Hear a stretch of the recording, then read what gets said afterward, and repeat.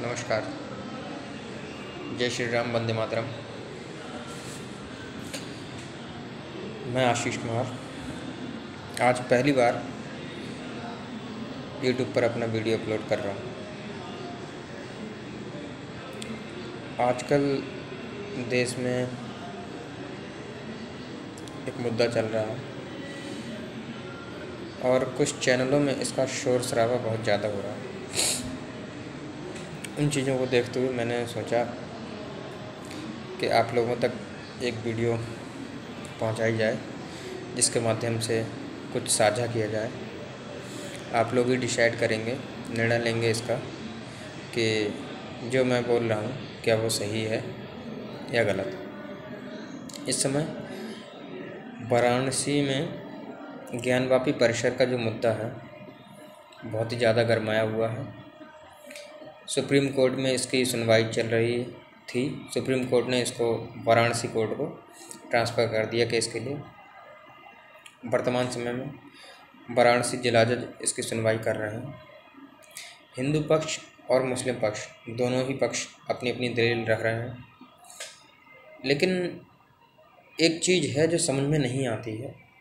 वो बात ये है कि हिंदू पक्ष अपनी दलील रख रहा है, साथ ही साथ कोर्ट का निर्णय इस बात पर होता है कि कोर्ट में हमें सबूत प्रस्तुत करने होते हैं।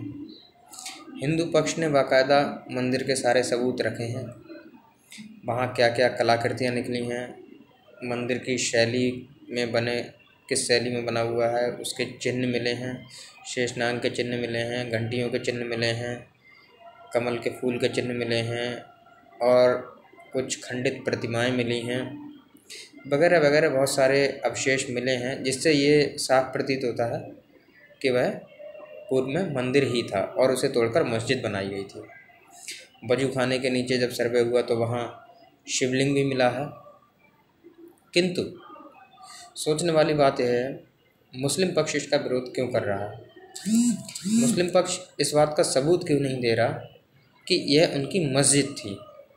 मस्जिद का कोई एक सबूत तो आप प्रस्तुत कीजिए कोर्ट के सामने, जज के सामने कोई एक सबूत तो दीजिए जिससे ये पता चल सके कि ये पहले मस्जिद थी। आप लोग एक ही चीज़ पर अड़े हुए हैं कि 1991 एक्ट, और जज साहब गलत निर्णय दे रहे हैं, निर्णय के खिलाफ जा रहे हैं, मतलब एक्ट के खिलाफ जा रहे हैं। तो ये तो कोई बात ही नहीं हुई कि आप लोग लगातार एक ही बात पर अड़े हुए हैं कि 1991 एक्ट। ऐसा लगता है कि 1991 एक्ट जो पूर्ववर्ती सरकार ने बनाया था वो आप लोगों के फेवर में ही बनाया था, क्योंकि उसमें तो क्लियर कर दिया गया है कि 1947 के बाद जो भी हमारी धरोहरें होंगी उनमें कोई बदलाव नहीं किया जाएगा। तो इससे तो क्लियर है कि वो कानून जो है केवल एक ही पक्ष की दलील प्रस्तुत कर रहा है, केवल एक ही पक्ष के लिए बनाया गया, दूसरे पक्ष के लिए तो इससे कोई मतलब ही नहीं है। ये तो धर्मनिरपेक्षता वाली बात ही नहीं रही, इसमें सहिष्णुता वाली बात ही नहीं रही। और लोग बात कर रहे हैं भाईचारे की। अरे भैया, जब हम कोर्ट में जाकर ही इस विवाद को सुलझाएंगे तो फिर भाईचारा तो है ही नहीं। आपने भाईचारे से तो हमारी चीज़ हमें दी ही नहीं ना, हमने कोर्ट में जाके लिए, कानून के माध्यम से लिए, तो फिर इसमें भाईचारा किस बात का? तो मेरा कहना यही है। दूसरी जो सबसे मुख्य बात मैं करना चाह रहा हूँ आप लोगों से वो ये है, जो न्यूज़ चैनल हैं, समाचार चैनलों में इस समय बहुत बहस का केंद्र बने हुए हैं, बहुत ही वल्गर बातें होती हैं। समाचार चैनल वाले लोगों को पता नहीं किन किन लोगों को डिबेट के लिए बुला लेते हैं।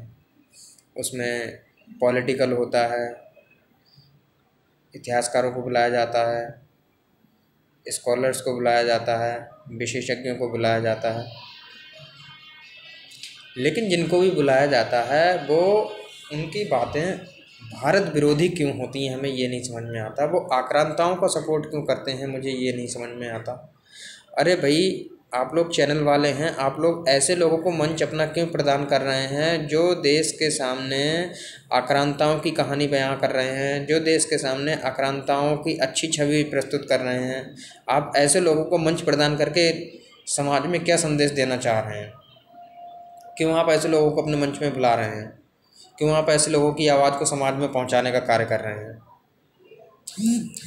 सबसे प्रमुख बात यह है कि आप ऐसे लोगों को मंच ही क्यों प्रदान कर रहे हैं जो आके अपने देश की इज्जत का ख्याल नहीं रख सकता, जिन्होंने हमारे देश की धरोहरों को सहेज कर नहीं रखा, जिन्होंने हमारे देश की संस्कृति को नष्ट करने की कोशिश की, जिन्होंने हमारे देश के पूरा जो कल्चर था, हमारे देश की संस्कृति थी, हमारे देश के मंदिर थे, हमारे देश की धरोहर थी, ठीक है, हमारे देश का सब कुछ जिन्होंने तहस नहस कर दिया, आप लोग उनका बखान कर रहे हैं और उनका बखान करने वालों को आप लोग मंच प्रदान कर रहे हैं। कितनी शर्म की बात है। मैंने कल चैनलों पे पिछले कई दिनों से लगातार ये चीज़ें देख रहा हूँ और ये चीज़ें लगातार इन चैनलों पे चल रही हैं। मैंने सोचा इस चीज़ पर एक वीडियो डाली जाए, क्योंकि पहली बार ही मैं वीडियो बना रहा हूँ। न्यूज़ चैनल का काम होता है समाज के सामने सही चीज़ें प्रस्तुत करना। अगर बहस भी किसी चीज़ पर हो रही है, किसी बात पर बहस भी हो रही है, तो बहस को ऐसी दिशा में ले जाना जिसका हल निकल सके। बहस को ऐसी दिशा में नहीं ले जाना। बहस का मतलब ये नहीं है कि आप कुछ भी बोलते चले जा रहे हैं, किसी का भी बखान करते चले जा रहे हैं और चैनल वाले उस पर कह दें नहीं नहीं नहीं ये सुना नहीं जाएगा। अरे आप लोग ऐसे लोगों को दोबारा बुला ही क्यों रहे हैं जब आपको पता है कि ये व्यक्ति इस मानसिकता का है, ये व्यक्ति आतंकवादी प्रवृत्ति का है, ये आतंकवादियों के सपोर्ट में बोलता है, ये व्यक्ति कभी भी भारत के सपोर्ट में बात ही नहीं करता है। आप लोग ऐसे लोगों को क्यों दोबारा बुला लेते हैं अपने चैनल में? अगर आप लोग ऐसे लोगों को दोबारा अपने चैनल में बुलाते हैं तो इसका मतलब आप लोग को केवल अपने चैनल की टीआरपी से मतलब है। आप लोगों को देश की छवि से, समाज के अंदर एक पॉजिटिव मैसेज जो जाना चाहिए, उससे आप लोगों को कोई लेना देना नहीं है, उससे आप लोगों का कोई सरोकार नहीं है। जनता के बीच में क्या संदेश जा रहा है, जनता ऐसी बातों को सुनकर भड़केगी या क्या होगा, उससे आप लोगों को कोई लेना देना नहीं है। मेरा केवल आप लोगों से यही कहना है कि आप लोग भी अपने माध्यम से चैनलों तक ये बात पहुंचाने की कोशिश करें कि ऐसे लोगों को मंच ना प्रदान किया जाए जो अपने देश की छवि को धूमिल कर रहे हैं, जो हमारे देश की संस्कृति को धूमिल कर रहे हैं, जो आक्रांता हमारे यहाँ थे ही नहीं, जिन्होंने कभी जाना ही नहीं कि हमारे देश की संस्कृति क्या है, हमारे देश की कलाकृतियाँ क्या हैं, जिन्होंने हमारे देश को छिन्न भिन्न तहस नहस करके रख दिया। क्योंकि मंदिरों से ही हमारे देश की पहचान है। जो हमारी भारत की सभ्यता है, जो हमारी भारत की संस्कृति है, वो मंदिरों से ही है। रहिए, सभी रहिए, प्रेम भाव से रहिए, मिल के रहिए, लेकिन हम ये नहीं कहते हैं कि आप इसको जो है अपना गुलाम बनाने की कोशिश करें, वही गुलामी वाली मानसिकता में हम दोबारा जिएँ। अरे जो आक्रांता तहस नहस करके चले गए तो हम उनकी स्मृतियों को क्यों सहेजें? उनकी स्मृतियों को सहेज के रखने की ज़रूरत ही क्या है हमें? हम नहीं रखना चाहते अपने देश में उनकी स्मृतियों को सहेज कर।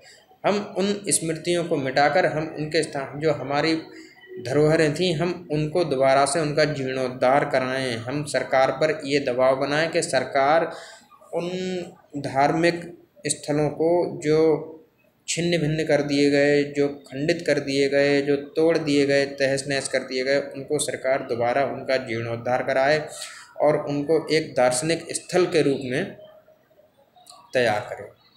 तो मेरी आप लोगों से बस यही रिक्वेस्ट है, बस इतना ही शेयर करना चाह रहा था। मुझे अच्छा लगेगा अगर आप लोग मेरा इस वीडियो को आगे तक शेयर करेंगे और उन चैनलों के पास तक ये बात पहुँचे कि कोशिश करें ऐसे लोगों को अपना मंच ना प्रदान करें जो लोग गलत संदेश समाज में भेजने की कोशिश करते हैं, जिनका एक खास वर्ग है। धन्यवाद। वंदे मातरम। जय हिंद। जय श्री राम।